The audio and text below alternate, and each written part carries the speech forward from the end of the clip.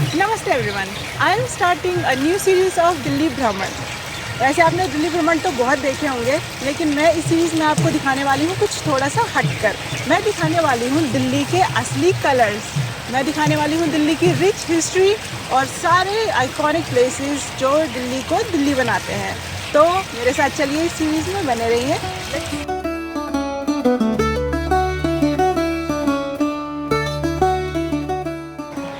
दिल्ली भ्रमण सीरीज़ में जो सबसे पहली जगह हम कवर करने वाले हैं वो है दिल्ली का एक आइकॉनिक मॉन्यूमेंट। और ये सिर्फ एक मॉन्यूमेंट नहीं, एक इमोशन है। हम कवर करने वाले हैं one and only India Gate. तो चलिए। सबसे पहले बात करते हैं इंडिया गेट पहुंचना कैसे है। इंडिया गेट पहुंचने का सबसे बेस्ट ऑप्शन है मेट्रो से। अगर आप मेट्रो से ट्रैवल कर रहे हैं तो नियरेस्ट मेट्रो स्टेशन है सेंट्रल सेक्रेटेरिएट।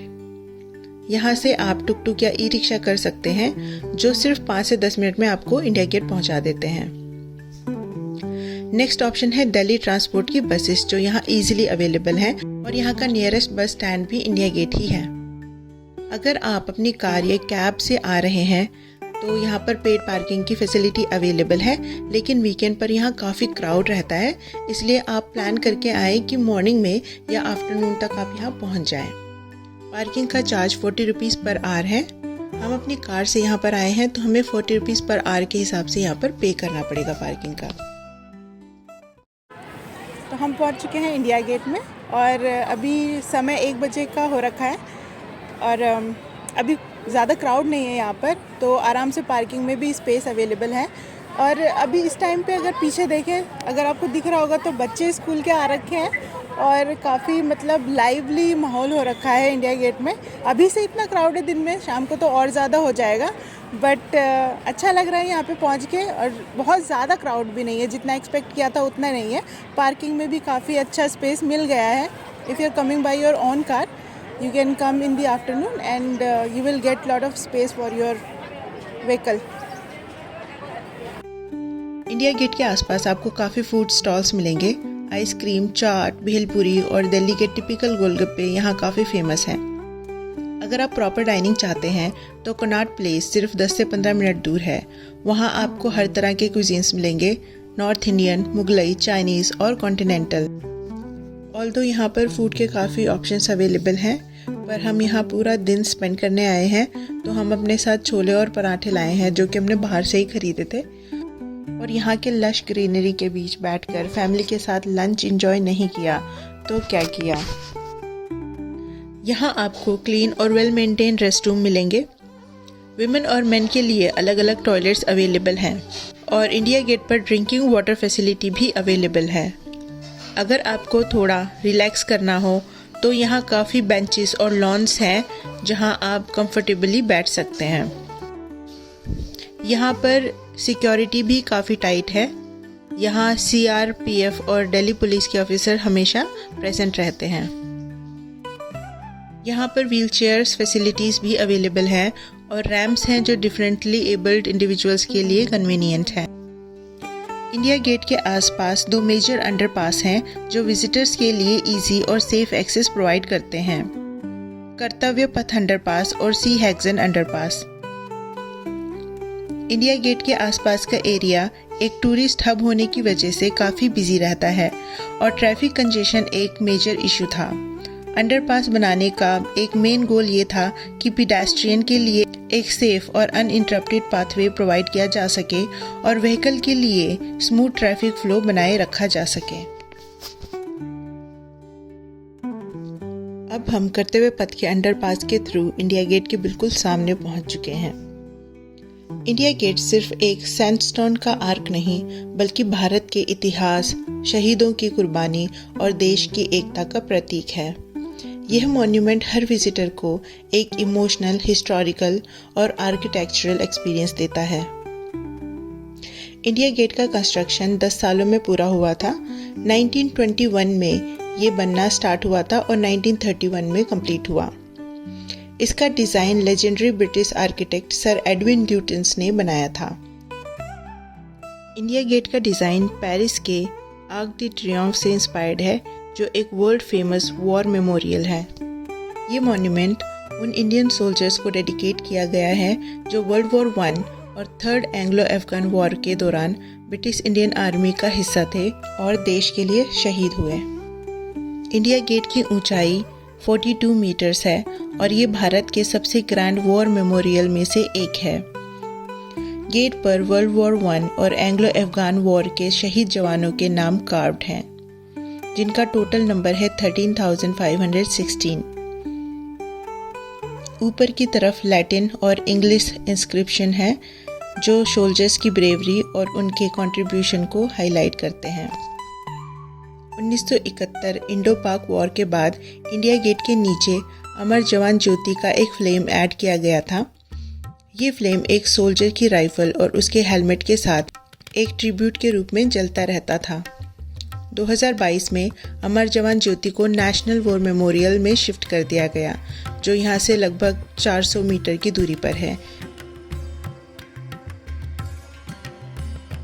इंडिया गेट के बिल्कुल सामने है ये आइकॉनिक कैनोपी, जो एक इम्पॉर्टेंट हिस्टोरिकल लैंडमार्क है। ब्रिटिश एरा के दौरान ये कैनोपी किंग जॉर्ज वी के स्टैचू के लिए बनाई गई थी, जो 1968 में हटा दी गई। अब ये कैनोपी एक नए भारत के विजन को रिफ्लेक्ट करती है। 2022 में यहाँ नेताजी सुभाष चंद्र बोस की ग्रैंड स्टैचू इंस्टॉल की गई, जो 28 फीट टॉल और एक सिंगल ब्लॉक ग्रेनाइट स्टोन से बनी है। ये स्टैचू एक ट्रिब्यूट है उनके अनमैच्ड लीडरशिप और भारत के फ्रीडम स्ट्रगल के लिए। कैनोपी और नेताजी सुभाष चंद्र का स्टैचू एक साथ भारत के कॉलोनियल पास्ट से लेकर सेल्फ रिलायंट फ्यूचर तक के सफर का प्रतीक है। कैनोपी के थोड़ा और आगे बढ़ते ही हम पहुंचते हैं परम योद्धा स्थल, जो भारत के परमवीर चक्र विजेताओं की ब्रेवरी और उनके सुप्रीम सेक्रीफाइस का एक अमर प्रतीक है। यहाँ एक स्पेशल हाईलाइट है, एक स्टोन कार्विंग जो एक वॉर सीन को डिपिक्ट करती है। अंदर एंट्री करने के बाद हमें पता चला कि यहाँ पर रिकॉर्डिंग करना अलाउड नहीं है, इसलिए मैं विजुअल्स तो कैप्चर नहीं कर पाई, लेकिन मैं आपको इस जगह के बारे में ज़रूर बताना चाहूँगी। परम योद्धा स्थल एक अमर ट्रिब्यूट है उन 21 परमवीर चक्र अवॉर्डीज़ के लिए जिन्होंने भारत के लिए अपनी जान तक दे दी।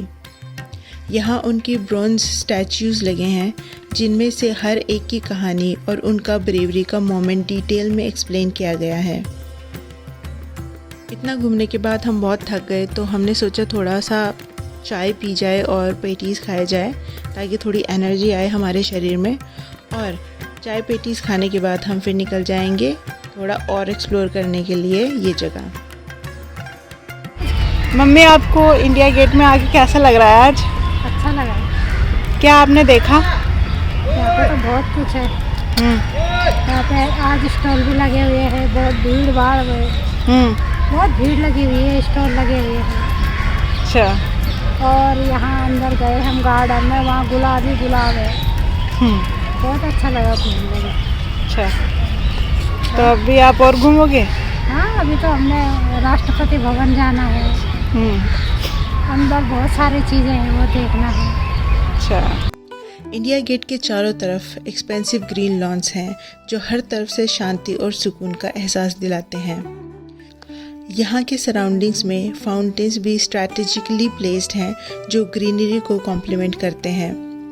इन फाउंटेन्स के आसपास बैठकर आप रिफ्रेशिंग एक्सपीरियंस ले सकते हैं, खासकर गर्मियों में। विंटर्स के दौरान ये ग्रीनरी और भी खूबसूरत लगती है, जब ठंडी हवा और ब्राइट सनशाइन दोनों मिलकर एक मैजिकल एटमॉस्फेयर बनाते हैं। इंडिया गेट के आसपास काफ़ी बड़े और शेड देने वाले पेड़ हैं, जो लोगों को धूप से बचाते हैं और एक कंफर्टेबल इन्वायरमेंट बनाते हैं।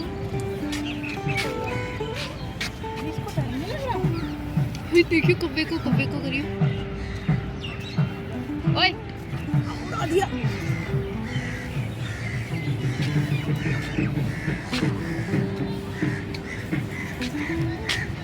इंडिया गेट पर आज दिव्य कला मेला भी लगा हुआ है।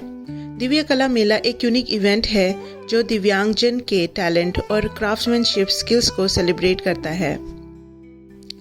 ये सिर्फ एक एग्जीबिशन नहीं बल्कि एक प्लेटफॉर्म है जो इंक्लूसिविटी और एम्पावरमेंट के वैल्यूज़ को प्रमोट करता है। मेले में दिव्यांग आर्टिस्ट और एंटरप्रेन्योर्स अपने हैंडमेड प्रोडक्ट्स को डिस्प्ले करते हैं, जैसे हैंडीक्राफ्ट्स, टेक्सटाइल्स, पेंटिंग्स, पोट्री और यूनिक होम डेकोर आइटम्स।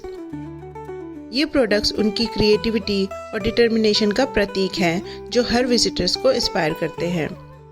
यहाँ पर आपको मिलता है एक परफेक्ट एग्जाम्पल कि कैसे टैलेंट और डिटर्मिनेशन किसी भी बाउंड्री से परे है। दिव्य कला मेला देखने के बाद अब हम निकल रहे हैं कर्तव्य पथ पर एक वॉक के लिए। अभी दिन ढलने लगा है और ये समय इस जगह की ब्यूटी और वाइब को एंजॉय करने के लिए परफेक्ट है। कर्तव्य पथ दिल्ली का एक आइकॉनिक रोड है जो राष्ट्रपति भवन को इंडिया गेट से कनेक्ट करती है। इसका नाम 3 बार चेंज हुआ है। पहले इसका नाम हुआ करता था ब्रिटिश इंडिया के टाइम पे किंग्सवे, फिर उसका इंडिपेंडेंस के बाद इसका नाम चेंज हो गया था राजपथ, और अभी रिसेंटली इसका नाम चेंज होकर अब हो गया है कर्तव्य पथ। कर्तव्य पथ पहले राजपथ के नाम से जाना जाता था। भारत की एक आइकॉनिक और हिस्टोरिकल स्ट्रीट है जो इंडिया गेट से लेकर राष्ट्रपति भवन तक स्ट्रेच करती है। ये सिर्फ एक रोड नहीं बल्कि भारत के डेमोक्रेटिक और कल्चरल प्राइड का प्रतीक है। राजपथ का नाम 2022 में बदलकर कर्तव्य पथ कर दिया गया। ये नाम भारत के कॉलोनियल पास्ट को छोड़कर एक नए फ्यूचर की तरफ बढ़ने का प्रतीक है। कर्तव्य पथ का मतलब है ड्यूटी पाथ, जो देश की सेवा और कर्तव्य की भावना को हाईलाइट करता है। ये पाथ परफेक्टली अलाइंड है इंडिया गेट और राष्ट्रपति भवन के बीच, जो ब्रिटिश आर्किटेक्ट सर एडविन ल्यूटिन्स के विजन का हिस्सा था। ये स्ट्रेट रोड आपको एक ग्रैंड एंड सिमेट्रिकल व्यू देती है। कर्तव्य पथ पर हर साल रिपब्लिक डे परेड होती है जो भारत की यूनिटी और डाइवर्सिटी को शोकेस करती है। यह है कर्तव्य पथ, जिसका एक तरफ राष्ट्रपति भवन है और ऑल द वे डाउन इधर तक ये इसे कनेक्ट करता है सीधे सीधे इंडिया गेट से, जो कि इन पेड़ों के पीछे अभी दिख नहीं रहा होगा। ये जगह भारत के बिगेस्ट नेशनल इवेंट्स के लिए एपिसेंटर है। शाम के वक्त कर्तव्य पथ की स्ट्रीट लाइट्स और सराउंडिंग्स ग्रीनरी मिलकर एक रॉयल वाइब क्रिएट करते हैं, जो लोगों की इवनिंग स्टॉल के लिए परफेक्ट होती है। कर्तव्य पथ का बैकड्रॉप, चाहे वो राष्ट्रपति भवन का ग्रैंड व्यू हो या इंडिया गेट का आइकॉनिक आर्क, ये सेल्फी और फोटोग्राफी एंथुसियास्ट के लिए एक फेवरेट स्पॉट है। रिसेंट रेनोवेशन के बाद यहाँ इको फ्रेंडली वाटर फाउंटेन्स और ग्रीन वॉकवेज ऐड किए गए हैं, जो सस्टेनेबिलिटी का प्रतीक है। यहाँ पर ख़त्म होता है हमारा इंडिया गेट का टूर, और मुझे उम्मीद है कि आपको ये जर्नी इन्फॉर्मेटिव और इन्जॉयबल लगी होगी। अगर आप यहाँ आ रहे हैं तो सिर्फ इंडिया गेट ही नहीं बल्कि इसके आसपास के कुछ और अमेजिंग जगहें हैं जो आप एक्सप्लोर कर सकते हैं।